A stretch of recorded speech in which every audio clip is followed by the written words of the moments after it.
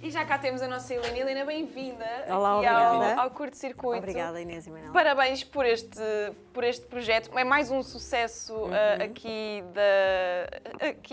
da saga Rabo de da Peixe. saga Rabo de Peixe, exatamente. Rabo de Peixe fez-me companhia a mim enquanto eu estava em Bali, sabias? A sério? Portanto, eu dei visualizações desde a Indonésia para Rabo de Peixe. Helena, Obrigada. o que é que... em primeiro lugar, como é que surge aqui a oportunidade de lançar este livro e porquê é que acharam que esta série podia também dar um livro? A ideia do livro ela surge durante as filmagens ainda da primeira temporada, porque a Inês Subtil é contratada para fazer fotografias sobre a produção, sobre as filmagens e tudo isso. E durante esse processo, o Augusto percebeu que existia aqui um potencial de mostrar como é que se cria uma série de televisão, porque era uma coisa que nunca se tinha feito em Portugal, que era mostrar os bastidores, como é que se criam personagens, como é que se cria uma direção de arte, como é que se cria uma direção de fotografia. E então, a partir das fotografias e depois das entrevistas que eu fui fazendo ao longo do ano com o elenco e com toda a parte técnica, resultou este livro que demorou quase 2 anos a ser feito. Entre as entrevistas todas que foram feitas, sim, a preparação, eu tive de rever a série, eu vi a série mais de 12 vezes. 12 vezes? Sim, porque sempre que eu tinha que preparar uma entrevista, eu tinha que me focar num determinado departamento, numa cena, numa personagem, só na fotografia, só no som, só na música. Sim.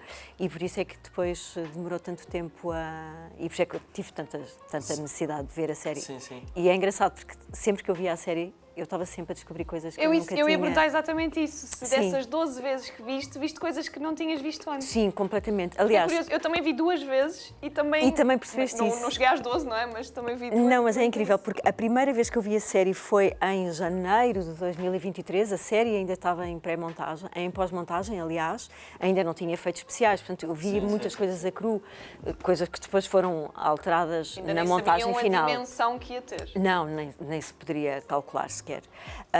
E eu lembro-me que quando vi a série nessa vez e depois a primeira vez já percebi as diferenças, não era? Mas era óbvio porque eu vi antes da montagem final. Mas depois quando vi a segunda vez eu acho que isto é uma série nova. Eu tive mesmo a nítida sensação que tinham retirado a primeira e colocado uma outra série. Havia cenas que eram muito marcantes, mas havia outras que eu de facto não tinha reparado nelas e pareciam-me completamente diferentes. E tu acompanhaste as gravações? Não, porque as gravações elas foram feitas, eu penso que foram feitas durante a pandemia, se não foi durante a pandemia foi praticamente a seguir, e eu entrei só em janeiro de 2023, portanto as filmagens já tinham sido concluídas, já estavam em fase de Acompanhaste mais o processo de montagem, pós-produção? Eu acompanhei mais esse processo, ia sempre falando com o Augusto, ia falando com todas as pessoas, portanto foi a partir desse processo que eu e a Milena Gali, que foi a responsável pelo projeto gráfico, que nós entramos. Sim. E que segredos? Isto é a pergunta que toda a gente quer saber, que é que segredos é que estão neste livro que quem viu a série mesmo 12 ou mais vezes não conseguiu descobrir?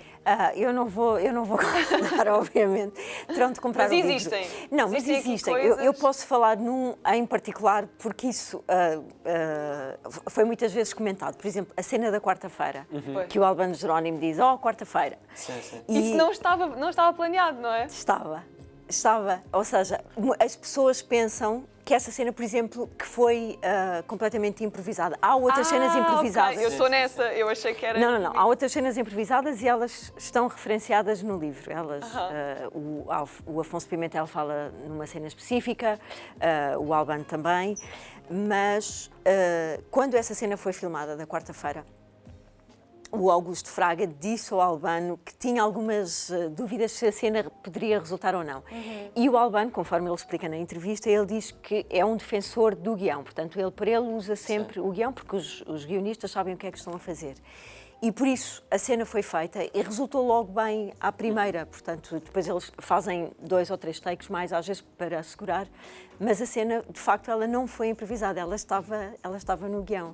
E há muitas pessoas, ainda há tempos eu apanhei uma discussão, entre aspas, no Instagram, que era alguém que comentava, será que esta cena foi improvisada? E havia muita gente a dizer, foi realmente há improvisado. esse mito, que agora foi desfeito. Não, foi desfeito, pronto. Isso é um dos segredos, essa cena não. Mas depois há muitos outros que foram introduzidos que não estavam na cena e que resultam muito bem. Porque também é importante perceber que muitas vezes o improviso ele tem que servir a história, porque se ele não servir a história, ele não está lá. E os atores falam muitas vezes sobre isso. É a prova de que Albano Jerónimo é efetivamente um grande ator? Não, ele é incrível. espetacular. Ele é incrível, a personagem dele, e Sim. depois durante a entrevista é impressionante perceber, até porque quem não conhece o Albano é super respeitado, todos eles são muito respeitados como atores e mesmo a equipa técnica. Um grande elenco esta Sim, série. tinha um grande elenco e, sobretudo, eles deram nitidamente, vestiram mesmo Deram a camisola, tudo deles. deram Sim. tudo mesmo. Helena, tu achas que há um antes e um depois na ficção portuguesa da série Rabo de Peixe? Acho, quer dizer, eu não serei a pessoa mais suspeita. indicada para falar Sim, sobre sim, isso, não só porque acompanhei depois este processo todo, mas acho que as pessoas mais indicadas seriam as pessoas que fizeram a série, nomeadamente quem criou, o Augusto Fraga. Mas sim, mas existe... Quem vê a série nota que existe, de facto, uma forma de filmar, uma forma de trabalhar muito diferente daquilo que tinha sido feito até agora. Também muito influência do facto do Augusto Fraga vir da publicidade, portanto, onde os ritmos são muito diferentes, os pormenores são muito diferentes e, portanto, isso nota-se muito, isso transparece muito nesta série. Por isso, eu acho que sim, acho que se pode falar um antes de Rabo de Peixe e um depois. Há aqui um denominador comum sempre que nós falamos com alguém que fez parte do Rabo de Peixe, que é o Augusto.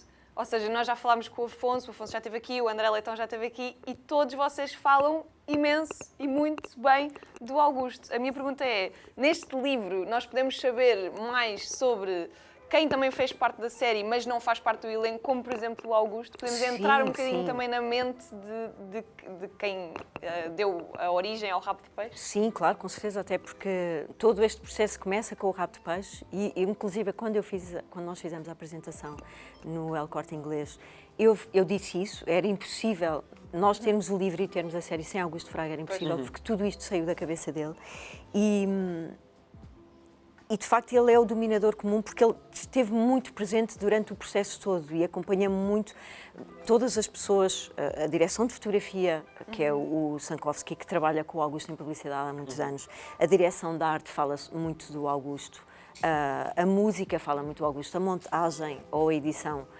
depende do termo que se usa, também fala muito do Augusto. Era impossível, mesmo os atores falam muito sobre ele, porque de facto ele era um elemento agregador de todo o projeto e ele era super participativo. E mesmo os guionistas também falam, o Gonçalves e o João Torto. Porquê? Porque o Augusto tinha uma ideia muito concreta sobre a série e ele tem a humildade de saber que, uma vez que nunca tinha feito uma série de ficção, ele sabia acolher as opiniões todas, e isso é muito notório ao longo das entrevistas todas, mas ele tinha uma ideia muito concreta sobre o que é que ele queria que fosse o tema central da série, e isso manteve-se, só que ele sabe de facto acolher todas as experiências, e eu tive a mesma experiência exatamente quando fiz o livro com ele. Helena, sabendo que já está uma segunda temporada na calha e que já foi gravada, podemos perguntar se vai haver um Rabo de Peixe livro segunda temporada? Não sei, isso não consigo dizer, até porque talvez muitas das coisas que as pessoas não sabiam que estão por trás de uma série, elas já estão reveladas neste livro. Certo. Portanto, se calhar um segundo livro já seria um pouco redundante, talvez. Sim, talvez uma outra perspectiva, talvez outro tipo de abordagem para um outro livro. Mas sim, mas aqui já tem muitos dos segredos que estão por trás de uma série de ficção. Talvez perceber as expectativas iniciais de quem fez parte disto e agora, porque a série foi um sucesso em mais de 190 países, portanto, Sim, foi. quem sabe sim. um novo livro com essa diferença entre a expectativa e a realidade. Para Talvez. E é um porque- orgulho, não é? Sim. Não, e todos de facto ninguém, como tu disseste há pouco, ninguém estava à espera que isto fosse o sucesso que foi. De todo. E aliás, quando a série estreou, ela estreou dia 23 de maio, penso eu, e logo tipo no primeiro fim de semana ela começou logo a entrar nos tops e toda a gente a dizer que eu vi a série toda de seguida, portanto Sim. só isso já causou alguma noção de que existe aqui um produto que tem um potencial enorme e que nós não esperávamos que viesse a acontecer. E assim foi. Aqui temos. E esperamos agora pela segunda terceira, 12ª Exatamente, temporada. venham. Desde que eu não tenha que ver mais de 10 vezes cada uma das temporadas, não.